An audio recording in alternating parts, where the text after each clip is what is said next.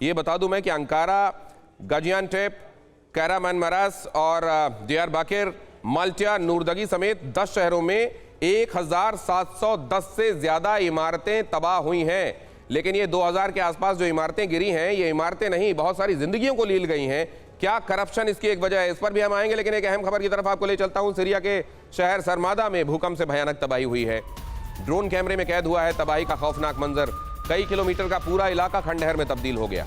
कई किलोमीटर तक तबाही ही तबाही आपको दिखाई देगी। जरा देखिए इन तस्वीरों को। पहले आप ये तस्वीरें देख लीजिए। ये तस्वीरें आप देख रहे हैं, साथ में इसकी जो खबर है वो भी आप पढ़ रहे हैं, और उसके बाद फुल फ्रेम ये तस्वीर मैं आपको दिखाऊंगा, ये बताने के लिए कि देखिए ड्रोन से ली गई इन तस्वीरों में आपको दिखाई देगा किलोमीटरों तक ये तबाही। ये जो आप देख रहे हैं, ताश के पत्ते भी ऐसे नहीं गिरते जैसे ये इमारतें गिरी हैं। देखिए जरा।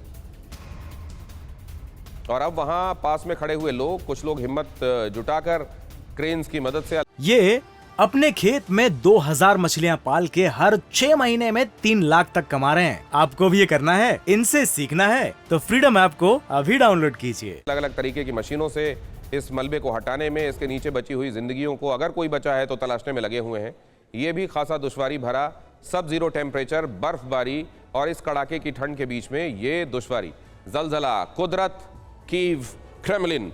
अभी हम कीव और क्रेमलिन की तरफ चल रहे हैं, लेकिन उससे पहले जरा देखिए तुर्की में तबाही का ये भूकंप, और जिसकी चर्चा अभी कर रहे थे कि इतिहास से सीखना चाहिए।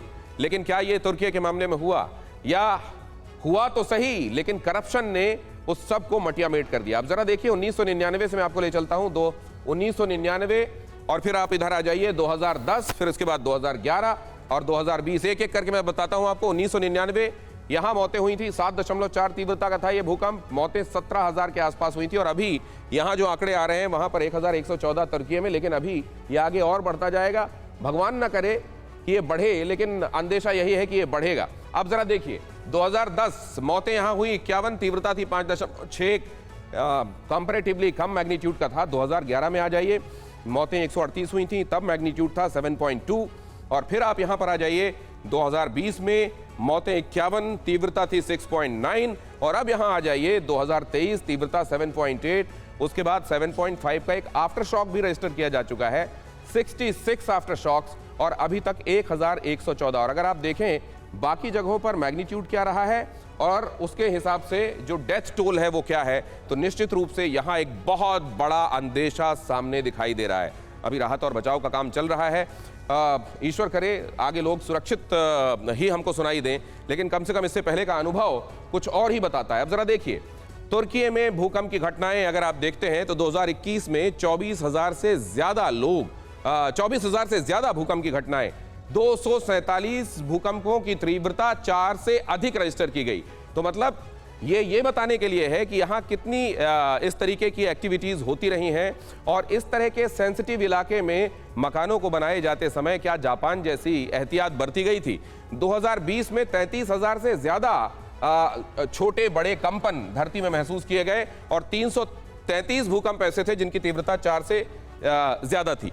अब जरा देखिए ये जो नीचे इंफॉर्मेशन बैंड है, इसको बहुत ध्यान से देखिए। तुर्की में आधिकारिक तौर पर 485 फॉल्ट लाइन्स हैं, और ये फॉल्ट लाइंस, क्यों ये बहुत ज्यादा नंबर है, और पिछले 10 सालों में 120 नई फॉल्ट लाइंस भी डेवलप हो गई हैं।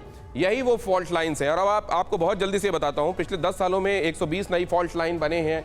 और इतनी सारी फॉल्ट लाइंस, क्या होता क्या है एक्चुअली भूकंप को बहुत अगर नटशेल में हम समझने की कोशिश करें, बाकी मेरे साथ जो एक्सपर्ट्स हैं वो इसमें एलैबोरेट करेंगे। और क्यों आते हैं भूकंप? धरती के अंदर 7 मेजर प्लेट्स हैं लिथोस्फीयर में। प्लेट्स लगातार घूमती रहती हैं, और इसी वजह से ये महाद्वीपीय विस्थापन हुआ है, जिसमें आज जो महाद्वीप की पोजीशन हम देखते हैं, कई अरबों साल पहले वो कहीं और हुआ करते थे। प्लेट्स के टकराने से फॉल्ट लाइन जोन बनता है। जब ये प्लेट्स आपस में टकराती हैं तो फॉल्ट लाइन जोन बनता है।